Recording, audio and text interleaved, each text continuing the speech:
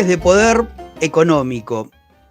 El poder real, de alguna manera, atrás de el poder político. Sabemos que en toda sociedad capitalista, si bien siempre nos quieren hacer creer que la democracia se trata de el pueblo votando, eligiendo a sus representantes, y estos representantes son los que deciden. Pero claramente en toda sociedad capitalista el poder se concentra en el poder económico, ahí está el poder real, que hay una interacción claramente con el poder político de turno. Obviamente el poder político de turno siempre responde de alguna manera, más o menos, y más directamente o más indirectamente, al poder económico real, porque si no esto no funciona. Si no tuvimos los golpes de Estado, tenemos los distintos golpes jurídicos, institucionales, o si no, por el lado contrario, se producen las revoluciones.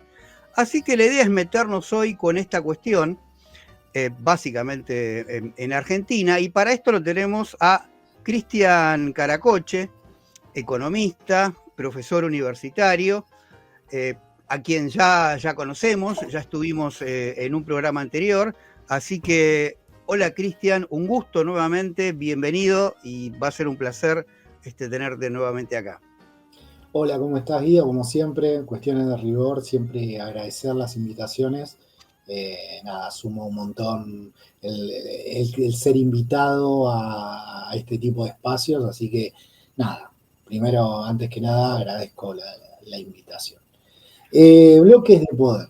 Yo, si bien, yo uso más que nada, más que bloque, la categoría, uso las categorías de fracciones de clase.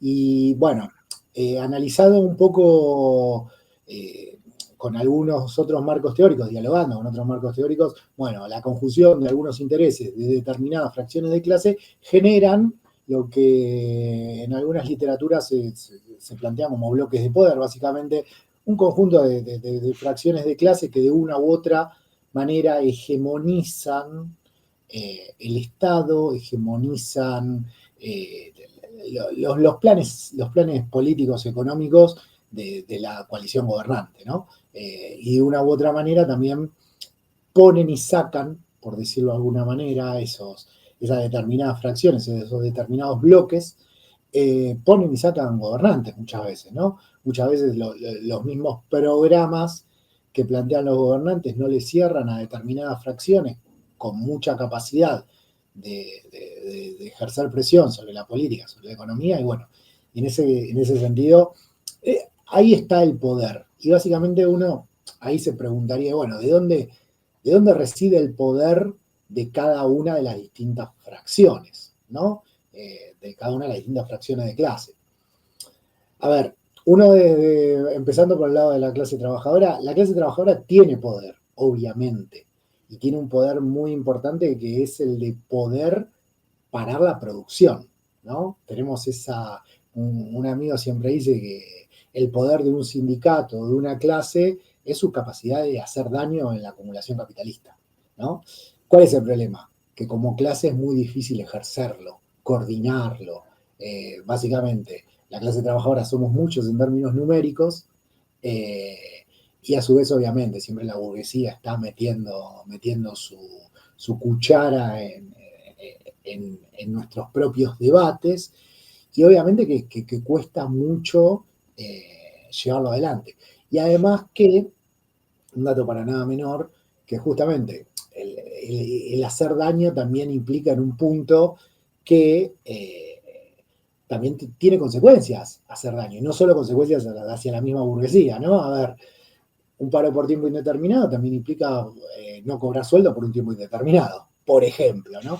Entonces, en ese sentido, pero siempre cabe, antes de empezar, antes de entrar en cuál es la capacidad, el poder que tienen las fracciones de la burguesía, también remarcar, ¿no?, que como clase trabajadora tenemos determinados recursos que también nos dan una posibilidad, siempre pensando, y al menos por ahora, que entiendo, dentro del modo de producción capitalista, de dónde deviene el poder que tiene la clase trabajadora como como clase, como clase y dentro de la clase como fracciones. Bueno, por un lado, parar la producción, pero también otra posible fuente de capacidad de disputa es lo que vendría a ser la presión política social hacia el gobernante de turno, que también es una capacidad muy importante que tiene la clase trabajadora, ¿no? Porque en última instancia, al menos para elegir gobernante, y remarco, al menos para elegir gobernante, mi voto vale lo mismo que el voto de Paolo Roca, al menos para elegir gobernante. Después, para mantenerlo, para tumbarlo, mi voto no vale lo mismo que el de Paolo Roca. Eso estamos completamente de acuerdo, ¿no? Pero, ¿qué quiero decir con esto? El gobernante no se puede desentender completamente de la clase trabajadora y sus intereses porque básicamente no lo vota nadie. Entonces, también existe, más allá de la acción corporativa sindical que podemos ejercer para frenar la producción capitalista y la circulación de mercancías, también tenemos un poder de petición importante como clase trabajadora. Ahora bien, del lado de la burguesía, tienen un poder que es básico y fundamental, que es el poder de la decisión de inversión. La burguesía, todas las fracciones de la burguesía tienen el poder más importante que hay dentro del capitalismo, que es decidir cuándo, cuánto y dónde invierte el excedente. En este caso, en el caso del capitalismo, dónde se invierte la plusvalía. Y si se invierte y cuánto se invierte. Entonces ahí encontramos que, bueno, la base del poder de la burguesía está principalmente ahí, en las decisiones de inversión. Las decisiones de inversión son un elemento fundamental que nos determina en el mediano y en el largo plazo si una burguesía no invierte, a la larga saca al gobernante porque se estanca económicamente el país y a la larga la gente no vota a un gobernante que tenga una economía estancada en el largo plazo. Y a su vez hay determinadas fracciones, en términos particulares, que tienen cierto poder, si se quiere vamos a llamarlo estratégico, particular, fundamental, como por ejemplo el campo, que si quiere no liquida y deja al gobierno sin dólares. O las alimenticias que no reponen los supermercados y empieza a correr el hambre en la sociedad y la sociedad ahí tiende a peticionar porque aparezca la comida. En ese sentido, a ver, como clase, la burguesía siempre lo planteo en estos términos, ¿no? Dentro del capitalismo, la burguesía es una clase que es estratégica y es privilegiada. ¿Estratégica en qué sentido? Es la que decide dónde, cuándo y cuánto se invierte. Y es privilegiada en el sentido de que para que la otra clase, la clase trabajadora, tenga trabajo, tenga salario y demás, etcétera, antes la burguesía tiene que tener ganancia. Tiene que tener ganancia y tiene que tener cierta estabilidad en términos de inversión. Y entonces, en ese sentido, guste o no, esa es la base del poder. Y es por eso que acá se choca mucho y se discute mucho la posibilidad de tener una salida progresista dentro de los límites del capitalismo de las crisis. Y yo siempre tengo ese mismo debate, ¿no? ¿Por qué es imposible que de una crisis capitalista se salga de manera progresista? Y porque la burguesía, para invertir, antes de invertir, exige mejores ganancias, mejor estabilidad y demás, etcétera. Es decir, para que podamos mejorar el salario de la clase trabajadora, para que la clase trabajadora tenga salario, y para que ese salario se mejore, se requiere la inversión de la burguesía. Y desgraciadamente la burguesía, si no tiene sus ventajas, si no tiene ganancias, si no tiene rentabilidad, no invierte. Bueno, establecida esta cuestión general, nada, pensándolo en términos de Argentina, ¿no?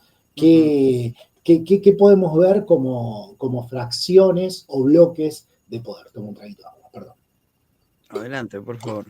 Dale. Aprovecho, si me perdonas. Digo, respecto del poder de la clase trabajadora, es cierto, pero es un poder teórico que, si vos te fijás a lo largo de la historia, no tantas veces se ejerció. Sí, quizás en paros generales, pero que fuera más allá de eso, se ejerció no tantas veces en la historia, en cambio el poder de la burguesía se ejerce siempre. La mayor parte de las veces no se ve, pasa medio desapercibido, porque pasan como que fueran decisiones del gobierno, del poder político, digamos, ¿no? Una creo que tiene que ver con lo que vos decías, bueno, somos muchísimos y ponernos de acuerdo es difícil. ¿Y cuál sería la manera de ponerse de acuerdo? A través de las representaciones sindicales.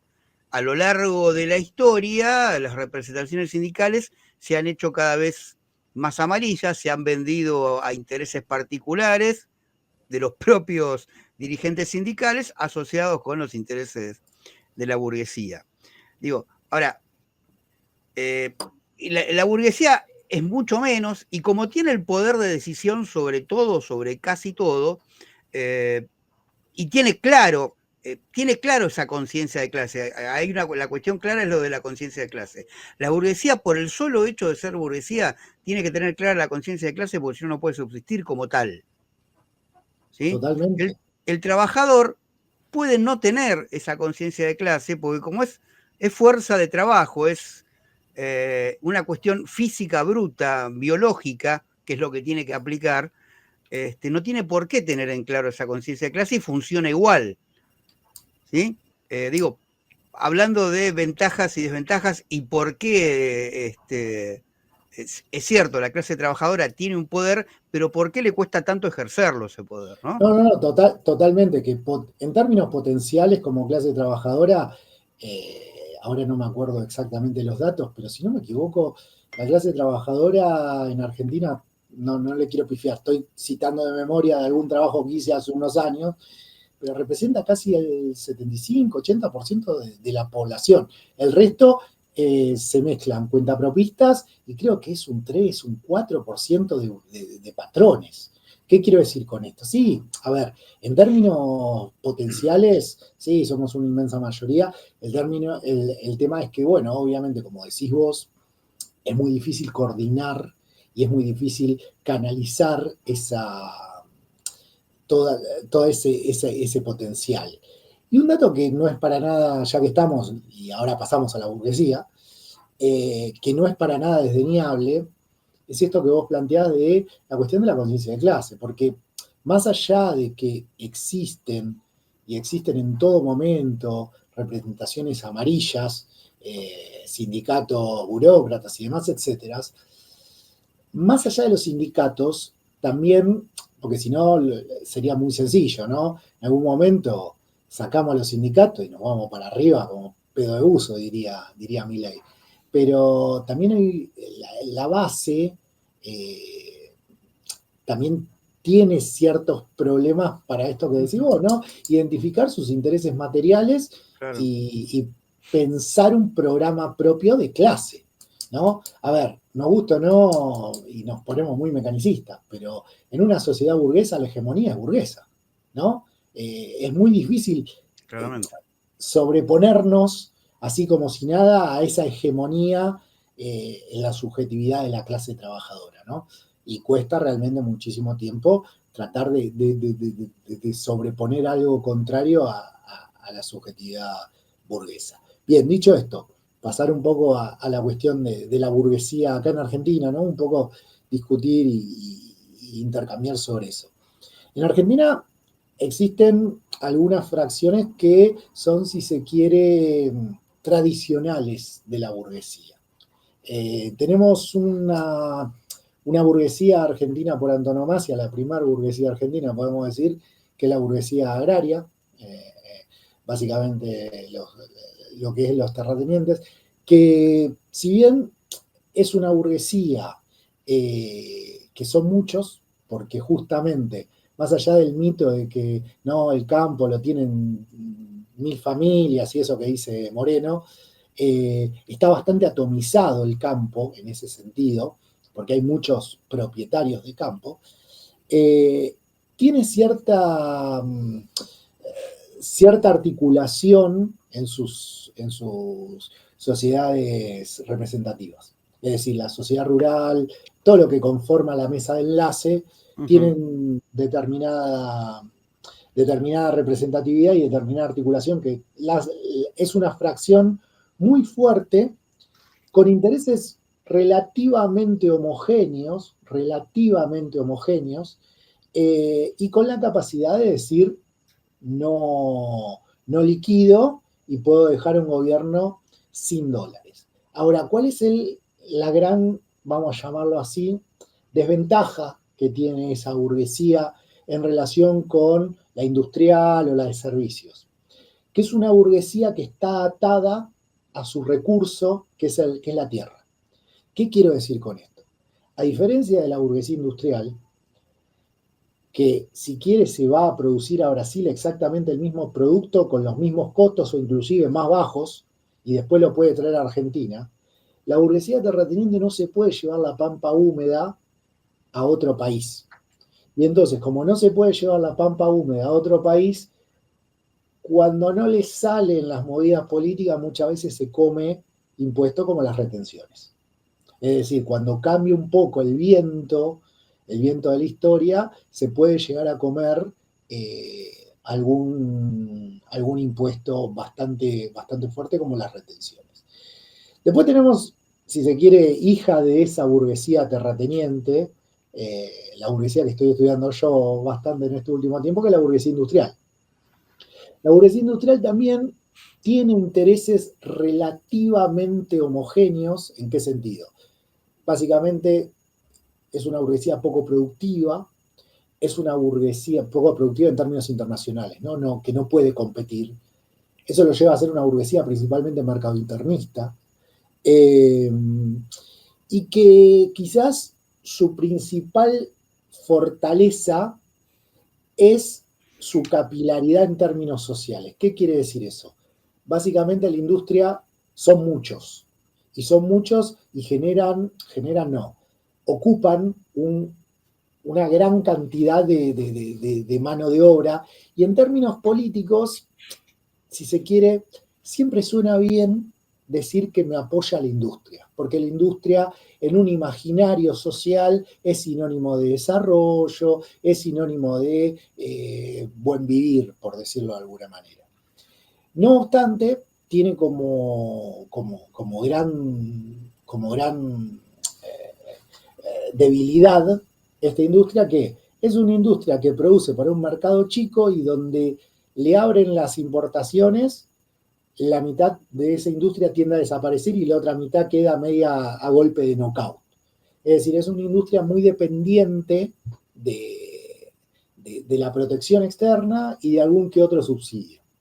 Entonces, en ese sentido, le cuesta imponerse como una fracción que por sí misma pueda arrastrar a todo el resto de fracciones y encabezar abiertamente por sí sola un bloque de poder. Un bloque de poder, podemos decir, en términos más gramscianos, digamos. Después tenemos, por otro lado, lo que es la burguesía comercial, que la burguesía comercial básicamente es muy acomodaticia. ¿Qué quiere decir eso? No está muy, a ver, la burguesía comercial, tenemos supermercados, grandes cadenas, que están muy enfocadas en el comercio interno y que depende del ciclo económico, venden más importado o más producido local, pero mal o bien siguen vendiendo y mal o bien se van acomodando. Y después tenemos todo lo que es la burguesía financiera, que obviamente es una burguesía más bien transnacionalizada, y que también es una burguesía que de una u otra manera siempre cae bien parada. O sea, la burguesía financiera en ese sentido siempre cae bien parada y suele terminar a veces prestándole al Estado y a veces prestándole a privados, pero siempre con altos márgenes de rentabilidad. Desde que yo estudio burguesía, la burguesía financiera también siempre es una de las burguesías que siempre han salido bien paradas. Dale, ibas a decir algo. No, digo, y mucho más con estos gobiernos de derecha que tenemos, desde la dictadura para acá, que se apoyan en estos que ya hablamos en la charla anterior de la bicicleta financiera y cosas por el estilo, digamos, ¿no? Claramente la burguesía financiera y los grandes bancos siempre vienen siendo largamente los privilegiados. Yo diría hasta más que la burguesía agraria, digamos, ¿no? Sí, sí, sí. De hecho, la burguesía agraria, ya te digo, eh, no vamos a decir que son unos pobres tipos que no llegan No, a fin de mes, ¿no? Pero en términos impositivos, por ejemplo, eh, podrían estar mucho mejor claro. si lograrían que, por ejemplo, les carguen con mayor carga impositiva a otros sectores y no a ellos. Claro, Eh, que los negocios financieros no lo tienen esa carga que los impositiva. negocios financieros no tienen esa carga impositiva. De hecho, cuando uno se pone a ver, bueno, la burguesía terrateniente, la burguesía industrial, suelen ser bastante golpeadas dependiendo del momento histórico. ¿Qué quiero decir? Y bueno, la burguesía terrateniente con retenciones, con que no le pagan anticipos a las exportaciones muchas veces, y la burguesía industrial también, muchas veces con la apertura, con la sobrevaluación del tipo de cambio, termina siendo golpeada. De nuevo, con esto no estoy diciendo que pobres burgueses vamos a hacer una vaquita que no llegan a fin de mes, No, no, pero no.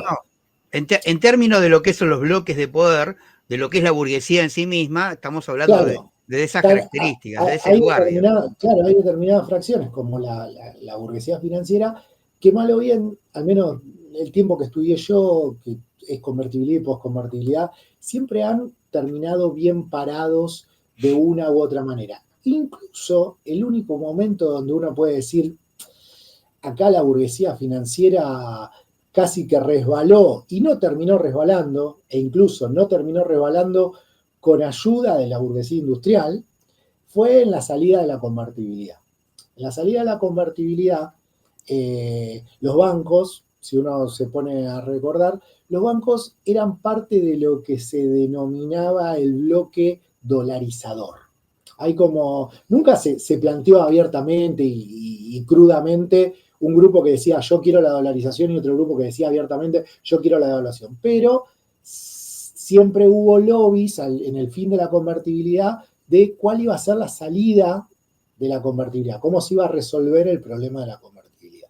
Y bueno, en ese marco estuvo todo lo que fue el grupo productivo, encabezado por la Unión Industrial en aquel momento, que estaba la Unión Industrial, había algunos terratenientes, estaba la Cámara de la Construcción, si no me equivoco, que mal o bien terminaban planteando una salida evaluatoria.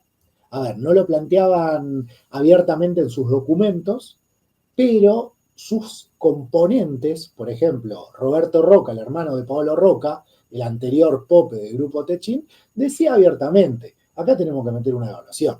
Es decir, los principales cabecillas lo decían. Obviamente, poner por escrito, yo quiero una devaluación, es prenderse fuego. Por eso nadie lo pone por escrito, pero, digamos, lo deslizaban, lo planteaban con problemas de atraso cambiario y demás, etc. Del otro lado, las empresas privatizadas, todo lo que era el sector financiero, tenía como planteo a la salida de la convertibilidad ir hacia una dolarización.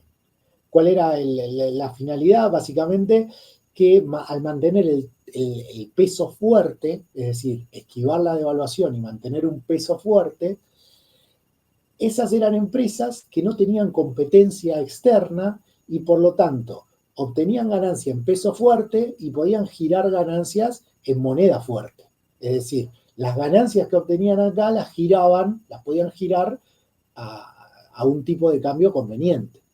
Entonces, bueno,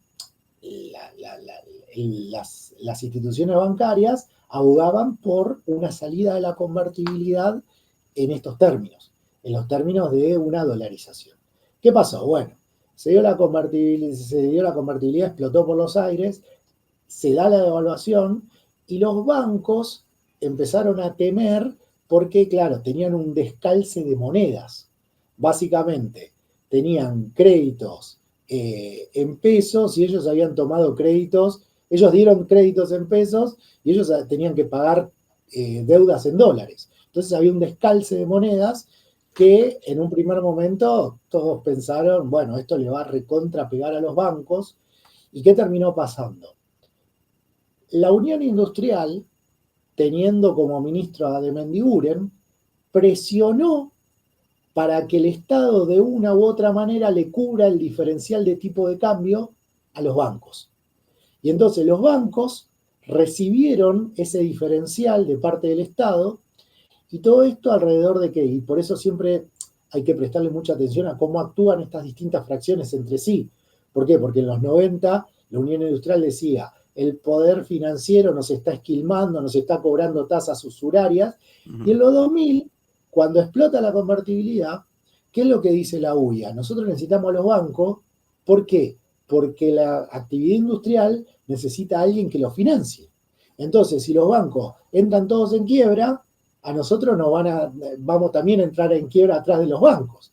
Y entonces hicieron lobby dentro del dualdismo, y ese fue quizás el momento donde más difícil del tiempo que yo estudio, ¿no? Convertibilidad y posconvertibilidad, el tiempo que más difícil la tuvo el poder financiero, el capital financiero.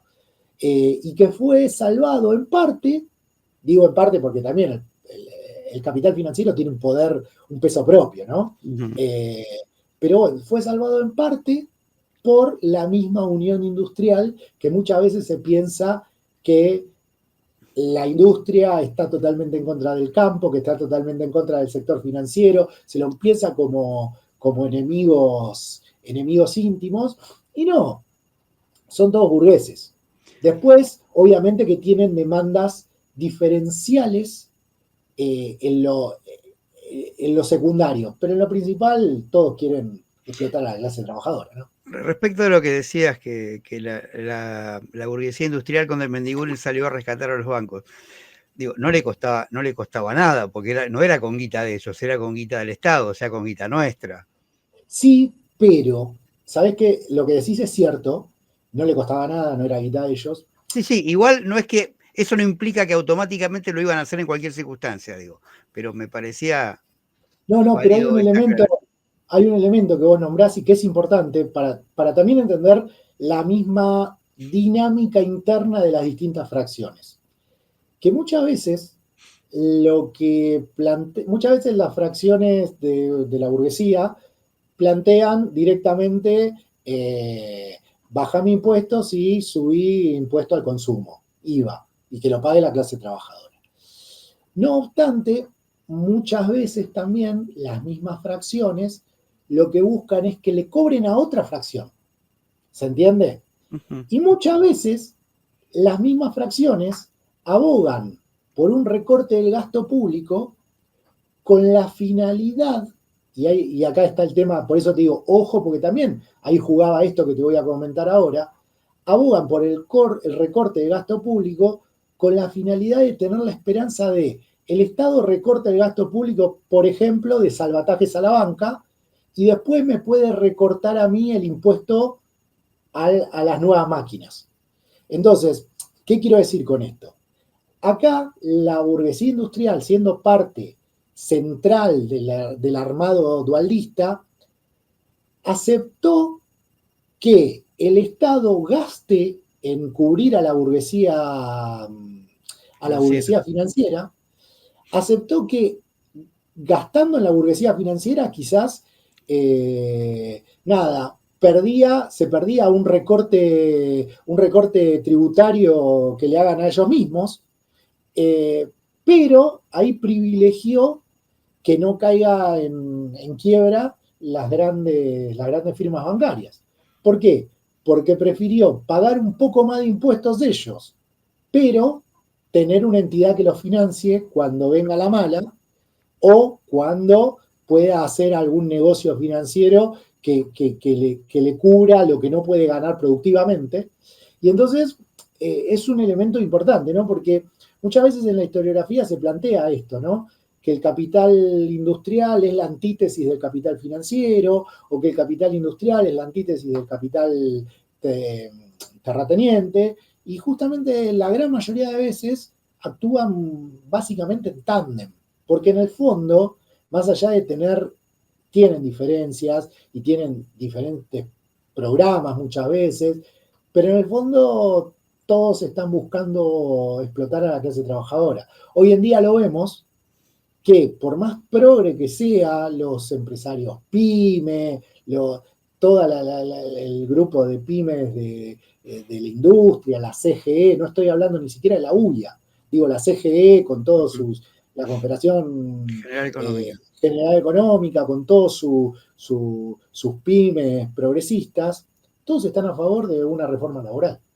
O sea, ahí no hay discusión de la posibilidad de que todos quieren una reforma laboral. Todos quieren dejar de pagar impuestos y que nos cobren más impuestos a las ganancias de cuarta categoría a los trabajadores. Todos quieren pagar menos aportes jubilatorios. Básicamente, todos están en favor de la pauperización de nuestras condiciones de vida. Y porque ahí se benefician todas por igual. Las distintas fracciones de la burguesía se benefician todas por igual. En términos genéricos, con la reforma laboral, claramente. Sí, ahí no hay fisuras. Después podemos ver, sí que hay fisuras, por ejemplo, en una discusión sobre cuál tiene que ser el nivel de tipo de cambio.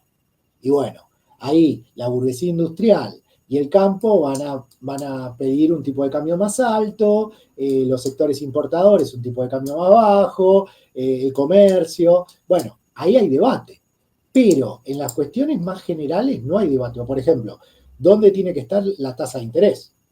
Y bueno, la burguesía industrial y los sectores terratenientes van a querer una tasa de interés más baja para poder fondearse de manera barata. El sector financiero va a pedir una tasa de interés más alta para obtener mayor rendimiento. Pero digo, en las cuestiones estructurales, donde una clase disputa a la otra, ahí no hay matices. Y de hecho eso es algo que yo levanto mucho en los debates, sobre todo con el reformismo, porque siempre el reformismo piensa que existe un sujeto social llamado burguesía nacional, que en algún momento a la clase trabajadora nos va a venir a salvar y nos va a llevar a un lugar idílico, ¿no? Y yo siempre lo que les digo es, ustedes miren ahora la Unión Industrial, la CGE, la CAME, todos esos empresarios progres que supuestamente el reformismo siempre está esperando que lleguen a salvarnos del malvado capital internacional y capital financiero y demás, esos son los que están bregando porque haya una mayor flexibilización laboral, porque los salarios se vayan más para abajo. Ahí no hay diferencia de clase.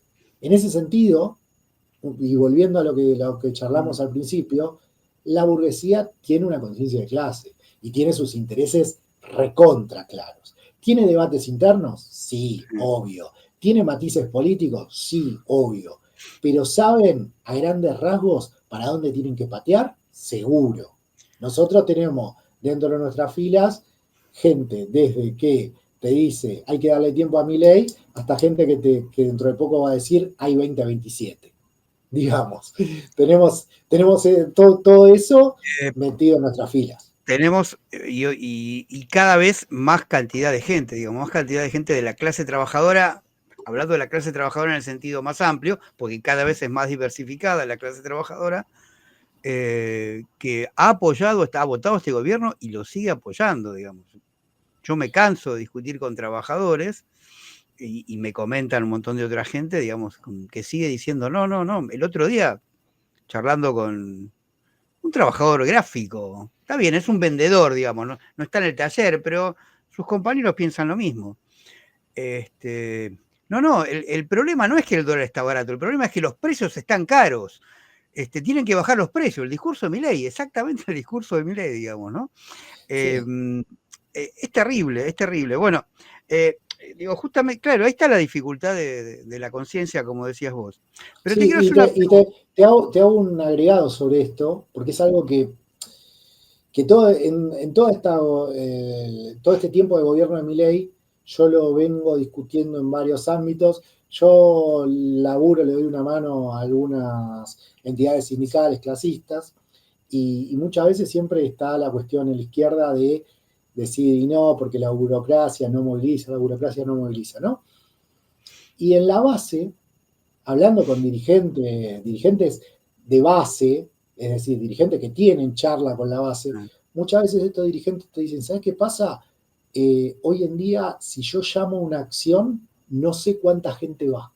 Claro. Es decir, con esto, ¿qué quiero decir? No estoy salvando, no estoy diciendo la burocracia hacen bien, ¿no? ¿Qué No, quiero no, decir? no. Que muchas veces esa misma burocracia tira para atrás las movilizaciones, muchas veces porque son burócratas y quieren mantener la paz social, pero muchas otras veces, inclusive cuando se ven atacados en sus más bajos y asquerosos intereses, muchas veces tienen miedo de no lanzar una acción para no salir levantando el dedo y quedar ellos solos adelante y quedar demostrando que no tienen llegada en la misma base. Y hoy en día, más de un dirigente de base me lo ha dicho esto. No, sabes que en este sector estuve hablando de este sector y de este otro sector que no quieren llevar adelante acciones directas por temor a que no tenga acatamiento esas acciones directas. Y está pasando y desgraciadamente no sé. A ver, esto que está pasando ahora no quiere decir que eternamente no vaya a pasar. Quizás dentro de 2 semanas cambia la cosa y las mismas bases vuelven bajo el lema de con los dirigentes a la cabeza, con la cabeza de los dirigentes. Ujú. Pero hoy en día está pasando esto y no quería dejarlo pasar porque es No, algo no. que siempre es bueno, porque si no nos quedamos siempre con que estamos mal por la que la burocracia es mala y ya, pero también, bueno, nada, tenemos un problema de conciencia, ¿no? Pero, Que nos cuesta laburar ahí abajo. a ver, la burocracia no está ahí gracias a una guardia pretoriana que se la pasa reprimiendo a los trabajadores. La burocracia está ahí y no hay grandes movimientos para derrocarla. Hay toda una serie de sindicatos que nosotros acá en el canal venimos empezando a entrevistar y mostrar que están armando sindicatos paralelos a los grandes sindicatos burócratas, digamos. Pero por ahora son pequeñas movidas todavía, ¿viste? El Ojo, sindicato principal de la rama sigue siendo, y los sigue laburantes siendo siguen eso. apoyando a esa burocracia. Una cosa importante, el día que estemos a punto de sacarle el sindicato, ahí va a aparecer la Guardia Pretoriana. ¿Eh? Sí, Eso no, no, por por supuesto. ahora no es necesaria, No, por claro, ahora no, no no, es no, no, no, necesaria. está bien, pero te quiero decir que sigue funcionando la formalidad de la democracia sindical y los Totalmente. trabajadores siguen bancando por acción o por omisión a esa burocracia. No, lo Sí, de la sí, Guardia sí. Pretoriana, entrevistamos el otro día a la gente de Citraic, que sindicato de trabajadores de la industria de la construcción, el paralelo, no la UOCRA, digamos, que tiene una reivindicación más clasista, y justamente nos contaban cómo al inicio, obviamente empieza como todos, una fracción interna que luego se abre. Y al inicio, bueno, sí, tenía la patota de la boca encima, ¿no? O sea que la Guardia Pretoriana aparece claramente. Eh, vos mencionaste que ahí me diste pie porque tengo una pregunta ahí anotada casi desde el principio. Dale. Mencionaste el tema del reformismo, que el reformismo cree en una burguesía nacional. Y básicamente esa burguesía nacional la asocia con la burguesía industrial o con ciertos sectores de la burguesía industrial. ¿Podemos decir que la burguesía industrial argentina sufre de alguna clase de anomalía? Porque vos dijiste que la burguesía industrial es mercado internista, básicamente, porque no tiene la capacidad de ser una industria que produce competitivamente para la exportación. Y a pesar de depender del mercado interno, en términos políticos, esa burguesía industrial siempre está con los gobiernos que llevan adelante planes que lo que hacen es destruir el mercado interno. ¿Cómo se entiende? Eh, es un tanto más complejo. A ver, ¿por qué digo que es un tanto más complejo? La burguesía industrial, yo justamente vengo trabajando hace un tiempo en mi tesis doctoral sobre la Unión Industrial Argentina, que si se quiere es la representación orgánica más importante de la burguesía industrial. Después tenemos organizaciones más chiquitas, CGE y demás, pero bueno, la UIA Uh -huh. es la representación más importante de Sí, la sí. burguesía industrial. En ese sentido, uno, ¿qué es lo que ve?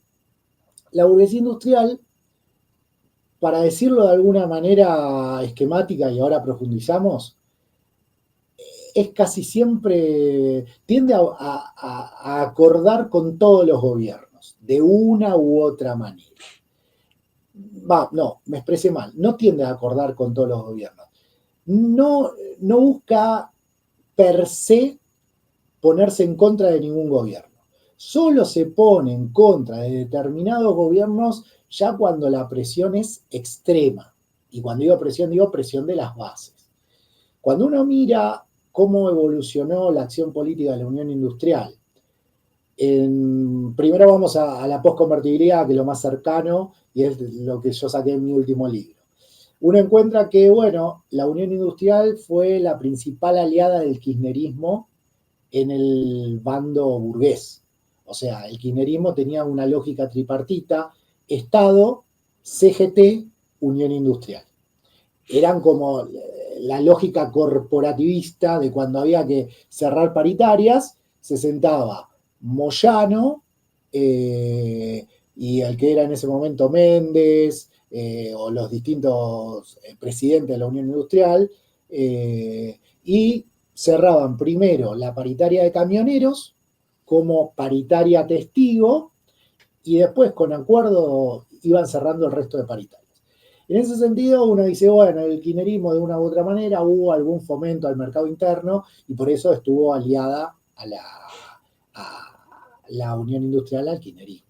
Ahora bien, esta alianza duró más o menos hasta el 2012-2013, si no me equivoco. Ahí se rompe esa alianza y, de nuevo, estamos hablando de un gobierno que de una u otra manera estaba fomentando ese mercado interno, pero se rompe esa alianza. ¿Por qué? Básicamente, ese fomento de mercado interno termina deviniendo en intervención de precios, en cepo, en imposibilidad de girar dinero y en una inestabilidad creciente.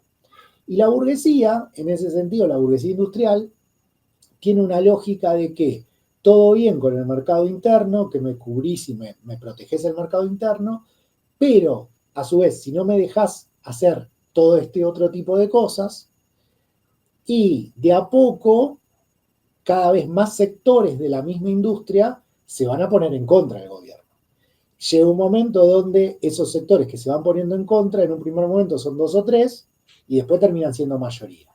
En los 90 pasa algo exactamente al revés. En los 90 estamos hablando de un gobierno, y ahora vamos a ver los 90 y después venimos a la actualidad. En los 90 tenemos un gobierno que podemos decir que no se preocupaba tanto por el mercado interno, sino que hace una apertura comercial bastante fuerte, pone un tipo de cambio muy sobrevaluado, y entonces deja que entre absolutamente todo de afuera. No obstante, la burguesía, la apertura y la sobrevaluación del tipo de cambio perjudican a la burguesía industrial por definición. Dijimos que es una burguesía que no puede competir, que se le complica cuando. No obstante, el gobierno de Menem le dio a la burguesía toda, y dentro de esa burguesía toda, la burguesía industrial, un elemento muy importante que hacía tiempo que no tenía esa burguesía. ¿Que cuál era? La estabilidad para hacer negocios. Entonces, ahí, ¿qué se jugó adentro de la Unión Industrial? En un primer momento, más o menos periodo 1989-1993, la Unión Industrial tuvo muchas internas sobre cómo posicionarse ante el menemismo. 1992-1993, cuando ya se estabiliza el plan de convertibilidad, podemos decir, dentro de la burguesía industrial hay sectores más competitivos y sectores menos competitivos. En términos generales no es muy competitivo la industria, pero dentro de esa no competitividad hay algunos sectores que se bancan más la competencia que otros.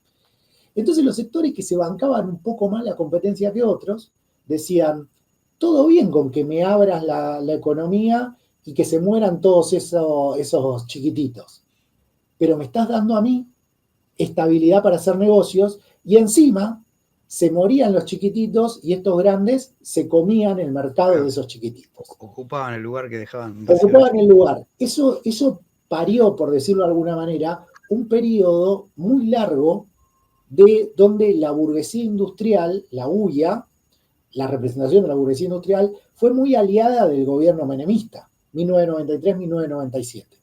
Y uno lo mira sin saber estas minucias y dice, pero ¿cómo fueron aliados de un gobierno que le abrió la competencia y demás, etcétera? Bueno, Por un lado, porque le dio estabilidad, y por otro lado, esa estabilidad le permitió traer máquinas de afuera baratas, le permitió absorber competencia, y entonces los que sobrevivieron ese periodo les sirvió muchísimo, y de hecho la rentabilidad industrial en ese periodo mejoró. Después, ¿qué pasa? Ya con la devaluación del 97, 98, que fue Rusia, Brasil, Asia, toda esa seguidilla de devaluaciones, ¿qué empezó a hacer? Empezó a hacer que va a pasar un auto con volumen alto, con mano bonaerense. Bueno, les decía, 97, 98, aquellos sectores que en otro momento, con un tipo de cambio un poco más más favorable, se bancaban la competencia internacional, ya con las devaluaciones de todos estos países se empiezan a bancar cada vez menos la competencia. Y entonces, cada vez más sectores se empezaron a decir, está todo bien, pero ya esta apertura ya no me copa tanto. Tanta apertura, tanto peso sobrevaluado, y entonces ¿qué terminaron haciendo? Terminaron configurando lo que fue la salida devaluacionista. Y si uno mira estos dos periodos y lo compara también con este periodo, también tenemos una lógica similar. ¿Qué quiero decir con esta lógica similar? Y que tenemos sectores, como por ejemplo calzado, marroquinería, juguetería, que son sectores que, podemos llamarlo así, no le importa mucho la estabilidad, lo que le importa es la protección. Y tenemos otros sectores, alimentación, acero, celulosa, que lo que te dicen es, me importa la protección, pero si me das estabilidad, me puedo bancar una caída de la protección. Y entonces, ¿a dónde llegamos hoy en día? Llegamos a un sector industrial que, si bien es crítico, tiene un apoyo crítico hacia Milei, todavía no se planteó como un sector abiertamente crítico hacia el gobierno, como sí lo fue la Unión Industrial entre el 99 y el 2001, por ejemplo. Como sí lo fue la Unión Industrial entre el 2013 y 2015. Es decir, uno, para encontrar periodos donde la Unión Industrial fue crítica abierta, fue abiertamente opositora al gobierno en ejercicio, encuentra periodos muy cortitos. ¿Se entiende? ¿Por qué? Y porque de una u otra manera se fue acomodando la interna como para que esos periodos duren poco. Bueno, todavía tenemos hoy en día, y llevándolo hoy a la actualidad, tenemos una Unión Industrial que, frente a un gobierno que después de prácticamente 10 años de inestabilidad creciente, mal o bien y muy precariamente, está estableciendo algún tipo de estabilidad. Yo no tengo mucha fe en que esta estabilidad se mantenga mucho tiempo, pero ¿qué quiero decir? En relación a la inestabilidad creciente que veníamos teniendo, bueno, hay un cambio en eso, y además un gobierno que no solo provee algún tipo de estabilidad, sino que provee algo más que importante para la burguesía toda, que es un disciplinamiento sobre la clase trabajadora, que es una reforma laboral que, por ejemplo, genera penas sobre la ocupación de planta y el bloqueo de portones, que empieza a hablar de eliminar el aporte solidario a los sindicatos, que empieza, que es un gobierno que es abiertamente patronal y no tiene mediaciones en eso. Entonces, bueno, muchos burgueses que por ahí los está perjudicando la cuestión de la apertura, dicen, yo me banco un poco más de apertura, pero bueno, dame reforma laboral, dame estabilidad. Es decir, ahí se chocan lo que sería la demanda de la burguesía como clase, las demandas de la burguesía como clase, con las demandas particulares de los sectores. Entonces, bueno, muchos sectores de la industria dicen, mientras que me des las demandas de la burguesía como clase, yo me como los garrones de la burguesía industrial como sector. Y sigo apoyando de una u otra manera.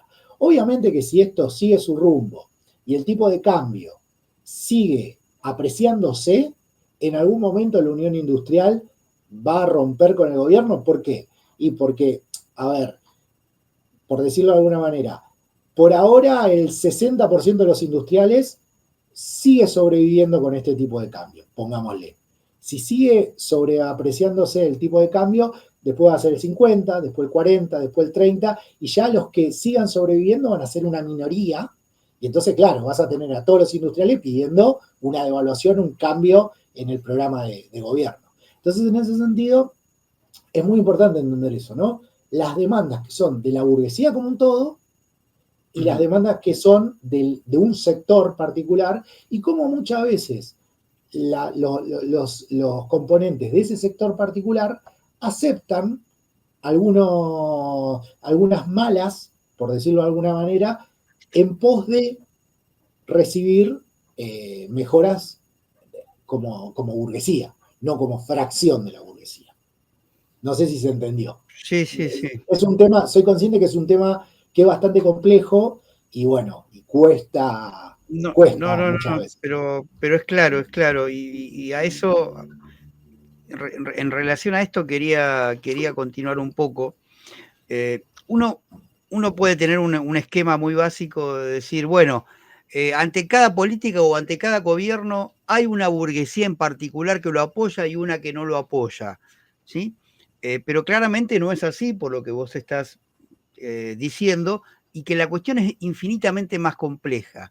Un mismo sector de la burguesía, a lo largo del mismo gobierno, de acuerdo a cómo van cambiando las circunstancias, cómo se van modificando las políticas y cómo la incidencia y las consecuencias de esa política afecta a esa burguesía, puede ir cambiando de posición.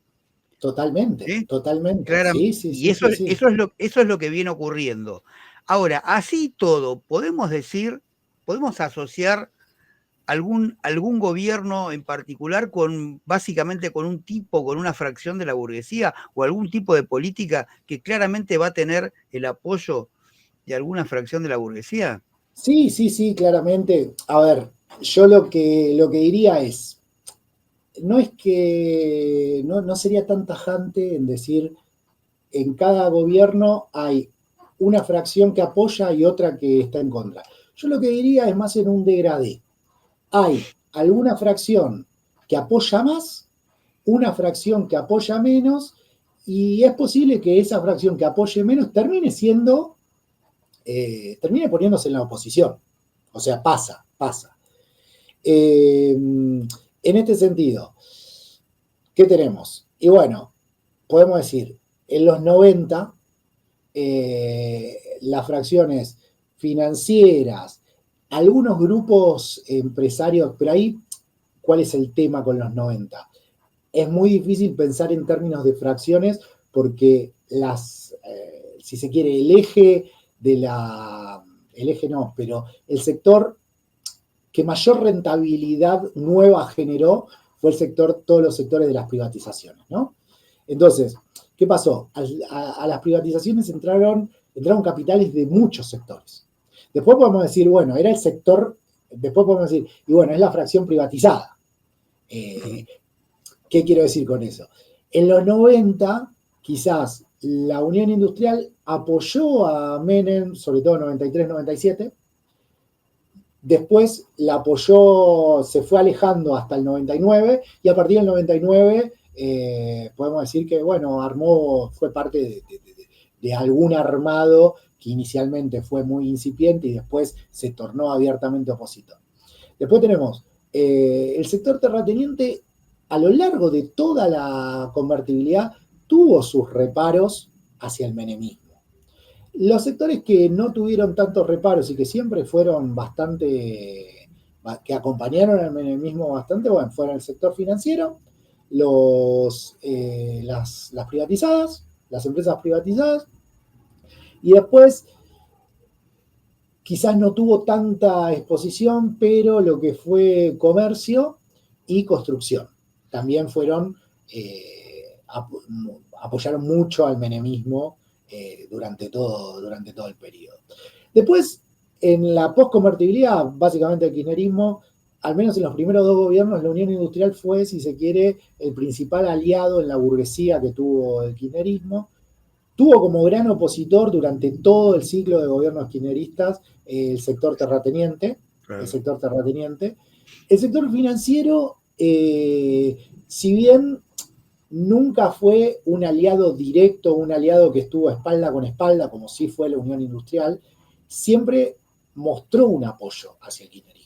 Es decir, siempre fue mostrando apoyo no tan militante, podemos decirlo, como lo fue la Unión Industrial hasta 2011, porque convengamos que la Unión Industrial inclusive se pone del lado del kirchnerismo en la crisis de la 125, es decir, en el momento donde las papas más quemaban, inclusive cuando Moreno truchaba las cifras del INDEC, la Unión Industrial decía, no, pero vienen bien las cifras. Después se puso un poco a discutir, pero, o sea, lo bancó espalda con espalda prácticamente hasta el 2011, con algún que otro ida y vuelta, pero lo bancó hasta el 2011. Y te decía, el sector terrateniente estuvo en la oposición. El sector de comercio durante el kirchnerismo fue y vino bastante, en realidad fue bastante aliado del gobierno hasta que Moreno aparece en la Secretaría de Comercio. Claro. A partir de ahí, recordemos el famoso Coto, yo te conozco, de Néstor, que le dice en un discurso, yo sé quién está haciendo la inflación, de Coto, que yo te conozco. Y lo que es construcción, sí, la construcción apoyó bastante al kirchnerismo, básicamente por todo lo que fue los planes de obra pública. Claro, le fue muy bien en la construcción. Ahí le fue muy bien. Después, durante el macrismo fue tiene como 2 etapas el macrismo. Una primera etapa, si se quiere, hasta las elecciones de medio término, donde prácticamente todos los sectores de la burguesía apoyaban al gobierno por una cuestión de que justamente Macri era uno de ellos, y no solo era uno de ellos, digamos, era su apuesta. ¿Qué quiero decir con que era su apuesta? Era el tipo que les había prometido que iba a ir para adelante con todo lo que ellos le demandaban.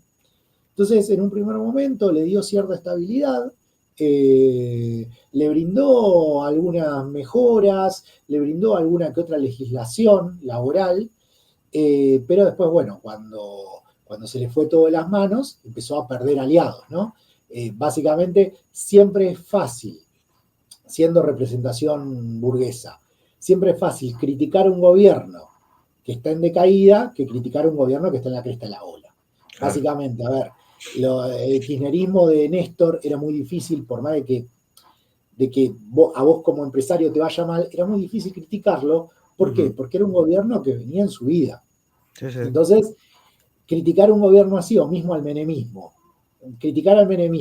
después que empezó a funcionar el plan de convertibilidad, y había muchos sectores que no les cerraban las cuentas por ningún lado, pero era muy difícil motorizar la crítica. ¿Por qué? Y porque frente a eso tenías una solidez política tremenda. Entonces, bueno, durante el macrismo podemos decir que el primer periodo tuvo, no vamos a decirlo en términos monolíticos, a toda la burguesía a favor, pero tuvo un apoyo bastante fuerte de la mayoría de la fracción de la burguesía. Y ya en el segundo periodo, en 2018-2019, y bueno, ya ahí la misma Unión Industrial volvió a buscar volvió a empezar a relacionarse de nuevo con el peronismo. El mismo campo, muchos sectores empezaron, cuando empezó a frenar la baja de retenciones, empezaron a poner algunos peros. Si bien el campo fue uno de los que más bancó a Macri, porque bueno, le bajó retenciones gran parte de su gobierno. Pero bueno, obviamente, en política nadie te acompaña al cementerio, básicamente. Entonces, bueno, cuando ya empezó la decaída, nadie más lo acompañó. Otra preguntita. Estamos hablando de fracciones: burguesía agraria, burguesía industrial, burguesía comercial, burguesía financiera. Ya después, y después de esto ya nos metemos con el actual gobierno. ¿Están claramente delimitados en términos de los sujetos de las personas que juegan toda su guita en una de esas fracciones de la burguesía, o sea, en una actividad? ¿O hay cada día más permeabilidad, digamos? El mismo tipo invierte un poco acá, un poco allá y un poco en lo otro. No, la segunda, la segunda. Cada vez hay más, cada vez las fronteras de las fracciones se vuelven más difusas. ¿Qué quiero decir con esto? Y hoy por hoy, no sé, Techint. Techint es acero, pero a su vez ya está metiéndose en petróleo, entonces se están diversificando. FATE. FATE, Maganes Quintanilla, tiene FATE, produce cubiertas, tiene Aluar, produce aluminio, pero ahora está trabajando está poniendo guita en un, esos no trabajan nunca, está poniendo guita en un parque eólico, ¿se entiende? ¿Qué quiero decir? Cada vez son más difusas. No obstante, más allá de que cada vez son más difusas, no dejan de existir, si se quiere, grandes colocaciones. Claro, siguen teniendo un interés principal. Siguen teniendo un interés principal. Siguen teniendo un interés principal. Todavía no existe el empresario que está igualmente posicionado en todas las fracciones de la burguesía. No, a ver, hay empresarios que siguen teniendo intereses principales en determinado sector. Obviamente, como lo plantea cualquier director financiero, hay que distribuir el riesgo, ¿no? Es la mejor estrategia, distribuir el riesgo. Pero ello no quita que, bueno, no sé, Techint siga teniendo, al menos por ahora, el centro de su actividad en los caños sin costura, por ejemplo. Sí, porque tiene toda el expertise, como se dice ahora. Totalmente. Pero ojo, quizá dentro de 10 años es sí, solo sí. petróleo, ¿no? Sí, sí. Se entiende a lo que voy. Pero sí, cada vez existe más, es más permeable. Pasaría algo similar a lo que ha pasado históricamente con la relación ya no capital-fracción, sino capital-país. ¿Qué te quiero decir con esto? Y bueno, a ver, no sé, Pirelli, hablo mucho del neumático porque, bueno, laburo con los compañeros del neumático. Pirelli es una empresa que históricamente fue italiana. Bueno, ya no es más italiana. Ahora ya no es más italiana. Pero, bueno, los chinos de a poco fueron comprando, hasta que de un momento a otro tuvieron la mayoría en el paquete accionario. Entonces se va, si se quiere, desdibujando la relación capital-país. Bueno, lo mismo pasa con la relación capital-fracción. Los capitales van migrando o van diversificando, pero eso no quita que no haya, si se quiere, marcas del pasado, por decirlo de alguna manera, de donde siguen teniendo una presencia muy importante, muy importante. Sí, ahora, y puede ser que la fracción financiera, y en Argentina particularmente, pueda tener un grado de autonomía o separación de no tanta comunicación con el resto de las actividades. En realidad, a ver, ¿qué quiere decir? ¿Qué sería no comunicación? Que no, la fracción financiera, podemos decirlo así. Dado que básicamente son capitales transnacionales. Ojo, la industria también son capitales transnacionales. ¿Cuál sería la diferencia quizás? Los industriales, los terratenientes, tienden a diversificar en otros sectores. Existe eso. ¿Qué quiere decir? Y bueno, un gran empresario industrial quizás se mete en el mercado de la energía, ponele. Y alguien de la energía quizás se mete en la industria del software y así sucesivamente. Sí. Ahora, yo no conozco tantos casos de banqueros que se hayan metido, ojo, por ahí existen, por ahí existen. Yo no conozco, al menos, tantos casos de banqueros que se hayan metido en el software o la energía. Es como que, nada, me suena más a que, y esto quizá lo estoy tocando un poco de oído y cabe la pena aclararlo, ¿no? Pero sí conozco de industriales que se han ramificado por otros lados y no conozco tantos casos de banqueros que se hayan metido en comercio, en industria. Quizás sí, ahora pensándolo en términos de Galperín, ponele, gente de comercio que se metió en el rubro bancario. Pero Galperín es un nuevo industrial, digamos, es de la nueva generación. Sí, totalmente. Y creo que el comercio con actividad financiera está bastante cercana, digamos, ¿no? Sí. Pero bueno, ahí la verdad, debo decirlo, ¿no? No tengo un estudio sistemático de ese tema, pero se me ocurre eso.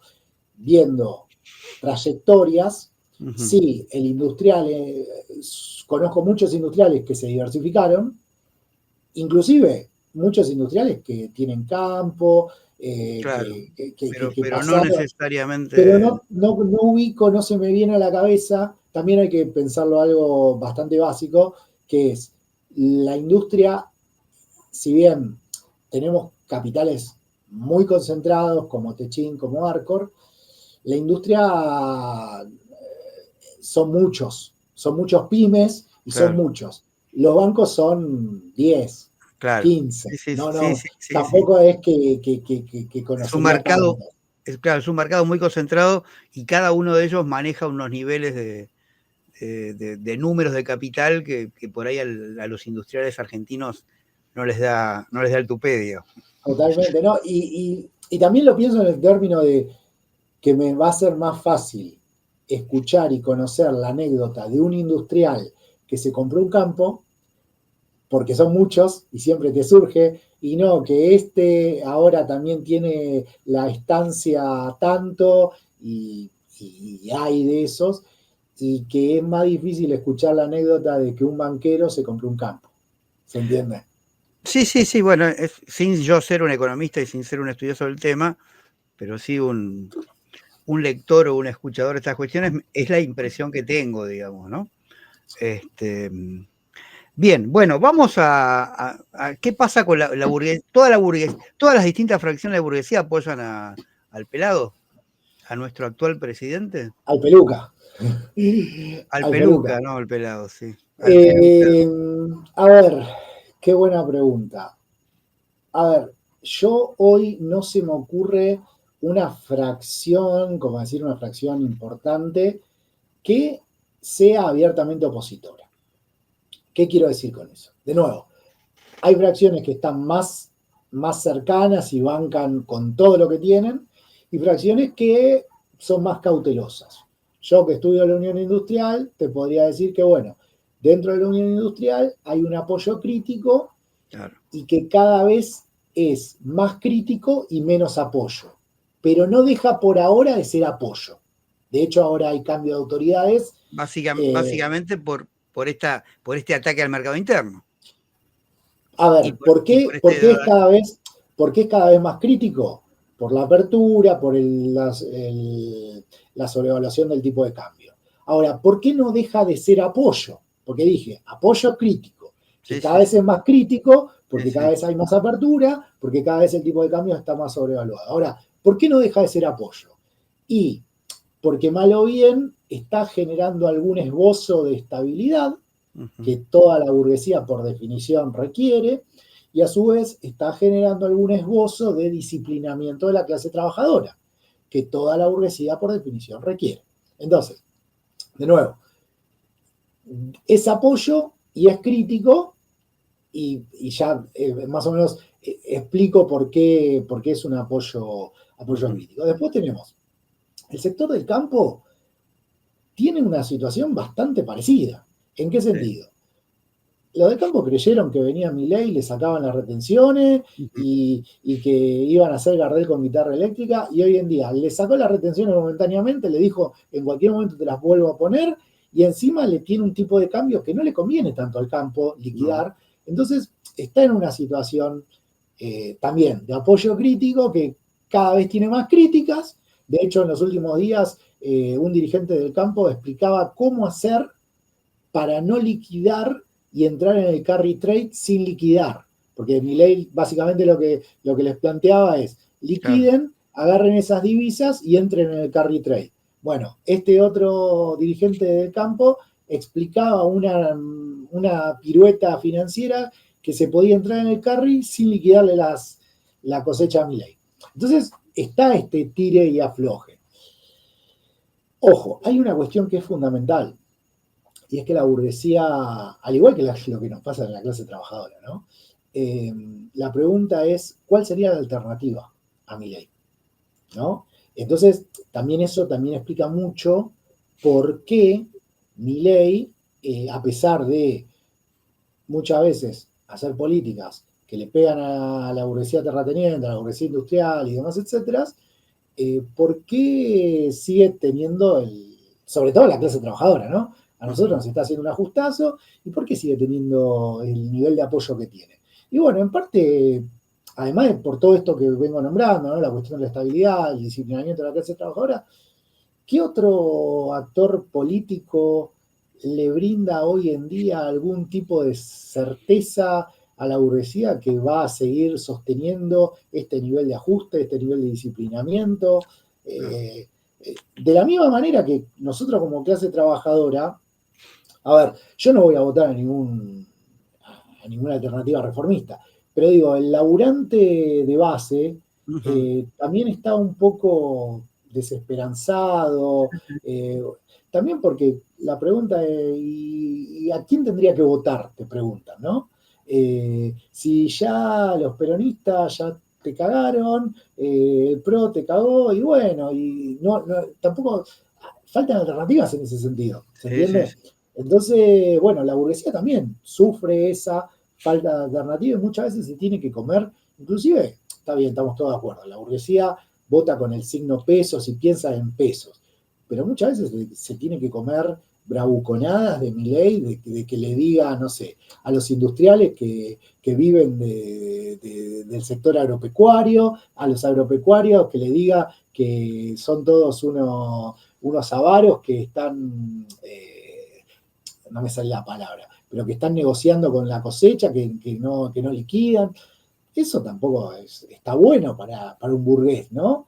Que delante del resto de la sociedad te tilden de especulador, de devaluacionista, de lo que sea. Pero bueno, por algo se lo bancan. O sea, porque hay intereses objetivos que dicen que algunas cosas que ellos estuvieron pidiendo durante 10 años, Milei le está dando, llámese estabilidad, llámese disciplinamiento de la clase trabajadora, y además porque no existe otra alternativa. Obviamente que el sector financiero está haciendo fortunas con todo este esquema.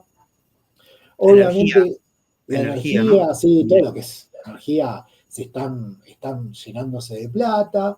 El comercio no tanto, no obstante, en las últimas semanas se mostró un alineamiento bastante fuerte del comercio, al menos las grandes cadenas, con el gobierno cuando rechazaron las listas de Arcor y de las principales alimenticias.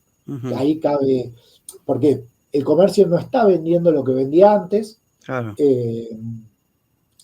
Todavía no se recupera el consumo, y entonces el comercio no está vendiendo lo que vendía antes, pero también cabe decir que la estabilidad a un comerciante lo ordena.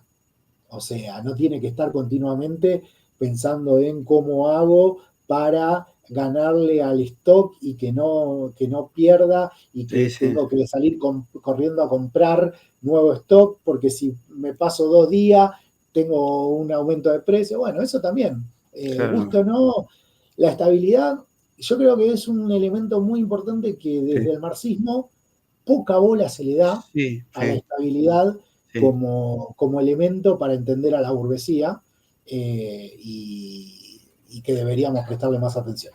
Y como condición disciplinadora también. Totalmente. Pero bueno, eso, la cuestión del disciplinamiento, mal o bien, dentro de la literatura del marxismo se ha escrito mucho, ¿no? Sobre el disciplinamiento de la clase trabajadora, pero no tanto sobre la demanda de estabilidad de la burguesía. Ah, bien. Se le ha dedicado muy poco y creo que debemos dedicarle más porque básicamente un burgués quiere estabilidad para planificar su inversión, para planificar sus ventas y para planificar su rentabilidad. O sea, Claro. es fundamental. Sí, deben ser mínimos los sectores que se pueden beneficiar con cierta inestabilidad. No se me ocurre cuál, pero algunos debe haber. No, inclusive ahí hay un elemento importante. Yo hace un tiempo tuve en un canal que se llama Diálogos, tuve un debate con un historiador, podemos decir reformista, peronista. Su planteo era que la burguesía local se favorecía de las crisis y por eso las creaba. Yo lo que le decía era, no es que la crea la crisis. La crisis se da y en ese despelote algún burgués gana, pero muchos burgueses pierden. A ver, el burgués no quiere la crisis. Que algún burgués gane en la crisis es como decir, bueno, vino la ola y yo la surfié. Pero yo no creo la ola, yo no generé la ola para que me pase por arriba. Porque de la misma manera que yo fui el afortunado que la surfió, puede ser que la ola me pase por arriba y me ahogue. ¿Se entiende? Sí, Que las crisis son eso. Son situaciones donde muchos pierden y algunos ganan. Entonces, ¿qué te quiero decir? Existen sectores que en las crisis o en la inestabilidad ganan, sí, pero son más los sectores que pierden. Entonces la burguesía como que hace, no quiere eso. No quiere vivir en ese caos que no puede planificar de acá a 2 días. Recién dijiste hace 2 minutos, referido al gobierno de Milei, todavía no se recupera el consumo. Mi pregunta es, dado que este gobierno, yo creo desde por lo menos los años 40, ha sido el gobierno que ha generado de manera más rápida y con mucho mayor intensidad y profundidad un corrimiento de los recursos, de los ingresos de los sectores trabajadores a la burguesía, creo yo, como nunca antes ha pasado, y tampoco de manera tan rápida. ¿Es posible que se recupere el consumo con este plan de gobierno? Por un lado, no sé si habría que compararlo, las magnitudes. Me suena que Duhalde generó una transferencia más grande. Transferencia, no me salía el valor. ¿Sí? Y imaginémonos que Duhalde metió una devaluación de 1 a 4, ¿no? Sí. Y sin paritarias, porque en ese momento no había paritarias.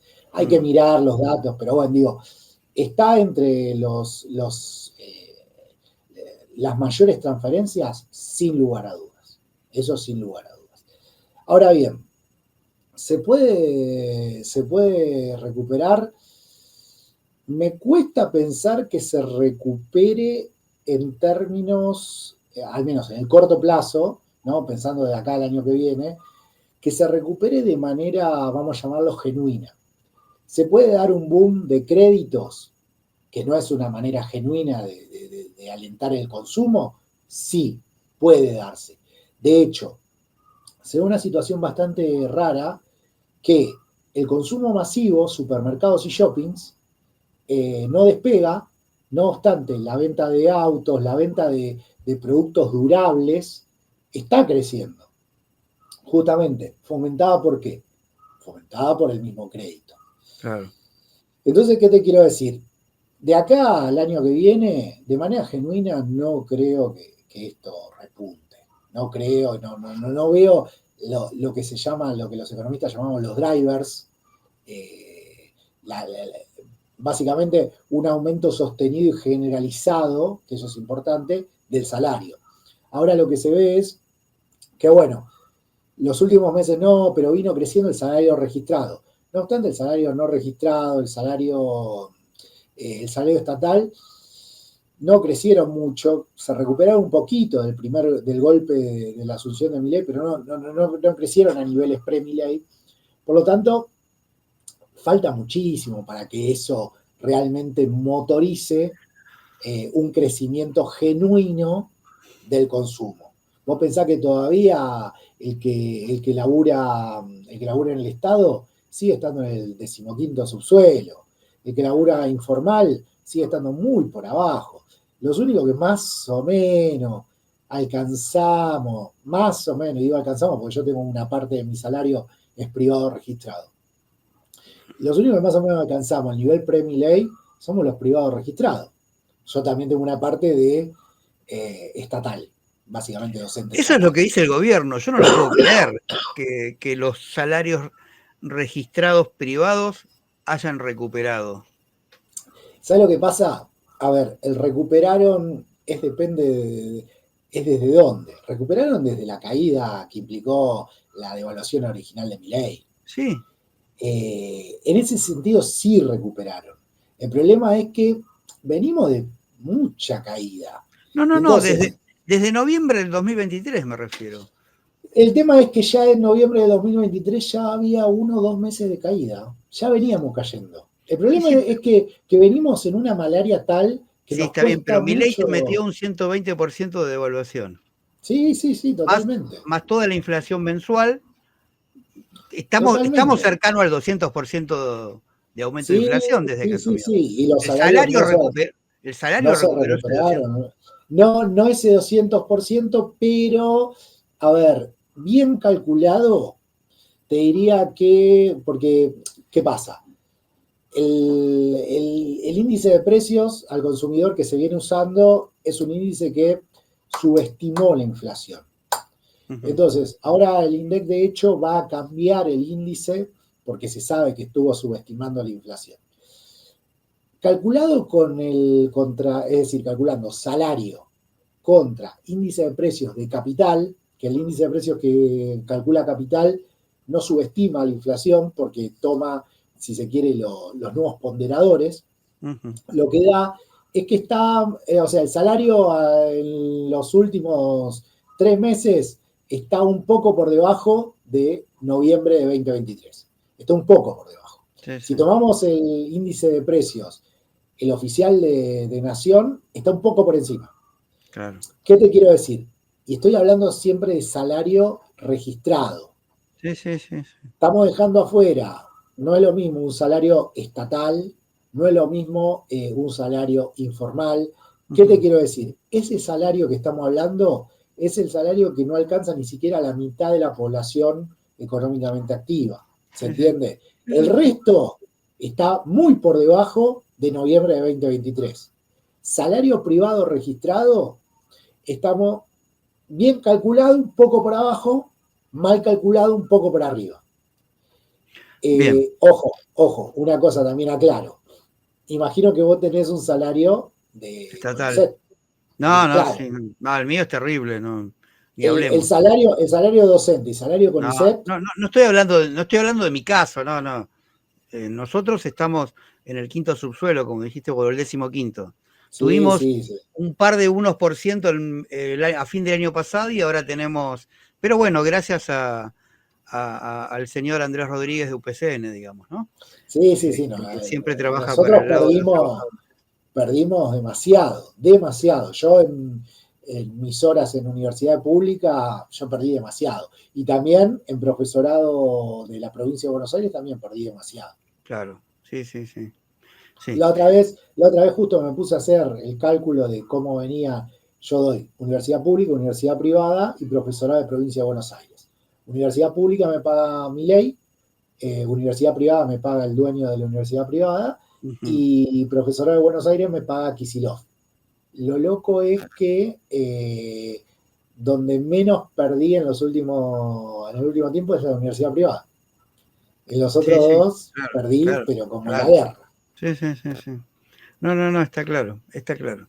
Bueno, te quiero hacer la última, porque ya estamos en el tiempo. Nos vamos de bloque de poder, pero no puedo no hacerte esta pregunta. Todos estábamos esperando que cuando llegaba la guita al fondo, con las bandas de evaluatoria de 1400, el dólar se iba a 1400. No solo no se fue a 1400, sino que hasta se fue un poco para atrás. ¿Viste? Con lo cual, Milei está sacando pecho, Milei y Caputo, bueno, están terriblemente agrandados. ¿De dónde vienen esos dólares que entraron al mercado que hacen que no solo no se haya disparado el dólar, sino que bajó, además de lo que trajo por el FMI, digamos, ¿no? Pero eso automáticamente no afecta, creo yo. No, pero bien, la pregunta es cuál es la explicación de que no se haya ido para arriba de la banda. Sí, pero... A ver, ¿cuál es la explicación? Primeramente, tenemos que entender que el mercado mucho adelantó lo que... vamos un paso más para atrás. Nadie esperaba un préstamo tan grande del FMI. Yo estoy de acuerdo que ese préstamo todavía no lo están tirando, pero que esté esa guita ahí, si se quiere, desalienta cualquier expectativa de fuerte devaluación. ¿Por qué? Porque se sabe que el gobierno, al menos en el corto plazo, tiene con qué sostener un tipo de cambio, tiene con qué al menos administrar la devaluación. Sí. ¿Qué quiere decir administrar la devaluación? Que no se le vaya a 1.600, 1.700. Se puede plantar en 1.300, se puede plantar en 1.400, es decir, tiene con qué, ese es un primer punto. Nadie esperaba un préstamo tan grande. Todo el mundo esperaba un préstamo de 4.000 millones, 6.000 millones. Nadie esperaba un préstamo de, creo que fue como 12.000 millones, no sé cuánto. Sí. Fue una barbaridad de plata. Nadie esperaba primera entrega, 12.000, sí. 20.000 en total, sí. Nadie esperaba un préstamo de este nivel. Eso primero. Segundo, el mercado, sabiendo esto, anticipó muchas importaciones. ¿Qué quiere decir eso? Previamente, las semanas previas, que fue donde perdió muchos dólares, el mercado fue anticipando importaciones. ¿Con qué finalidad? Y sabiendo que se iba a abrir y que posiblemente podía haber una devaluación, entonces anticipó comprando a tipo de cambio bajo. Entonces, ¿eso qué implica? Por un lado, y todo esto es muy momentáneo y día a día, por un lado, cuando abren el cepo, no había tanta demanda de dólares. ¿Por qué? Porque mucha demanda de dólares se dio semanas previas. Claro, ya estaba satisfecha la demanda. Había mucha demanda que se anticipó. Entonces, ¿cómo decirte? Y bueno, vos sabés que se viene un terremoto y vas a comprar arroz al supermercado y te llenás toda la alacena. Después no viene el terremoto y el supermercadista no va a vender arroz por un par de días. ¿Se entiende por qué? Porque vos tenés toda la alacena llena de arroz. Eso por un lado. A su vez, por otro lado, esto se abre en un momento del año que se dice el trimestre dorado. Básicamente, ¿por qué? Porque es el trimestre que se suele liquidar mayor cantidad de cosecha. Sí. Entonces, eso, ¿qué quiero decir con todo esto? A pesar de todo eso, el tipo de cambio primero, llegó a 1.200 y después bajó un poquitito y ahora está volviendo muy lentamente, está volviendo a los 1.200. ¿Qué te quiero decir? Que no tenemos que sorprendernos si en un mes, 2 meses pasa los 1.200 y camina para la parte de arriba de la banda. Mirándolo estructuralmente, a ver, hay dos cuestiones. En el corto plazo, y cuando digo corto plazo digo de acá a las elecciones, el gobierno, salvo que pase algo muy disruptivo, tiene los dólares suficientes como para administrar la devaluación y que no se le vaya a las manos. Ahora bien, pensándolo en el mediano y largo plazo, un dólar de 1.200 sigue siendo un dólar muy barato para lo que es Argentina. Recién un amigo que se fue de vacaciones al Caribe me dice, no sabes la cantidad de argentinos que hay acá. Es tremenda la cantidad de argentinos que hay. ¿Qué quiere decir eso? ¿Que los argentinos no deberíamos irnos al Caribe? No, quiere decir que es llamativo que con el salario promedio de un argentino esté repleto el Caribe y cualquier otro destino turístico en el extranjero. ¿Qué implica esto? Y bueno, que no es un dólar sostenible de manera genuina en el mediano y en el largo plazo.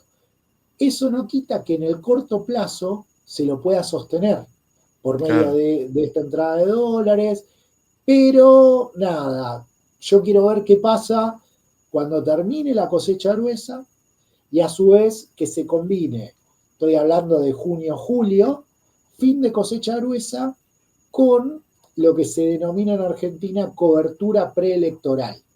¿Qué sería la cobertura preelectoral? Por lo general, los años que hay elecciones en Argentina se demandan más dólares porque tenés miedo de lo que va a pasar después de las elecciones. Entonces, si tenés pesos dando vuelta, van y compran dólares. Claro.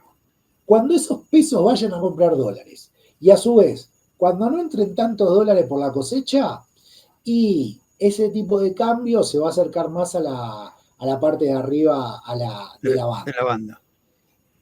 Por el momento, ojo, se va a acercar más arriba de la banda. ¿La van a poder administrar? Sí, porque tienen los dólares para administrarlo, al menos de acá a las elecciones. Pero bueno, después ya se juega otro partido. Y además, después hay que pensar cuál va a ser la decisión política que van a tomar. Sí, llevar el tipo de cambio a un valor donde haya entrada genuina de dólares, dicho mal y pronto, una devaluación fuerte, o si van a seguir queriendo jugar con esta del tipo de cambio sobrevaluado por mucho tiempo. Yo la veo bastante arriesgada, pensándolo en términos de coalición gobernante, ¿no? Claro. La veo bastante arriesgada el quedarse con un tipo de cambio que sabés que tenés argentinos en el exterior continuamente porque está regalado Brasil y está carísimo Mar del Plata.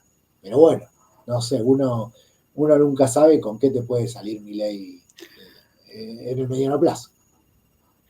O qué sector de la burguesía lo va a presionar de una manera o de otra, digamos, ¿no? Totalmente, a ver, después de las elecciones,